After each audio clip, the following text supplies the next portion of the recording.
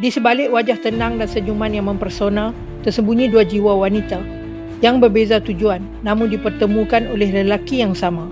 Seorang mempertaruhkan cintanya, seorang lagi memperjudikan cintanya. Inilah kisah mereka di sebalik wajah, tersimpan konflik yang tak terlihat. Di sebalik tutur lembut dan mata yang penuh harapan, Halimah menyimpan luka yang tak terlihat. Cintanya pada Tajuddin sejak di universiti membuatkan dia percaya bahawa kesetiaan mampu menundukkan segalanya. Dia meninggalkan dunia korporat keluarganya di Brunei, memilih menjadi isteri, ibu dan pendamping setia suaminya di Malaysia. Namun perlahan-lahan, cinta itu bertukar menjadi derita. Bila rahsia hubungan gelap Tajuddin terbongkar, Halimah sedar bahawa kesetiaan tanpa kejujuran hanyalah racun yang membunuh secara perlahan. Bukan kerana cemburu, tetapi kerana dia menyedari bahawa selama ini dia hidup dalam bayangan ilusinya sendiri. Dalam diam, dia tidak membalas dendam.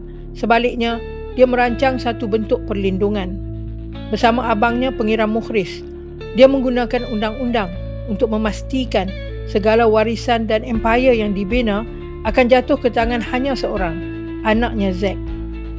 Di sebalik ketenangannya, tersimpan kekuatan seorang wanita sejati yang memilih untuk berundur tanpa tunduk. Seorang wanita yang memilih kebijaksanaan, bukan emosi. Dua wanita, dua wajah, dua takdir. Seorang mempertahankan maruah dengan kesetiaan. Seorang lagi mencari kebebasan melalui helah.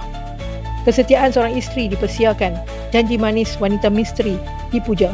Mencipta pertembungan di antara mereka.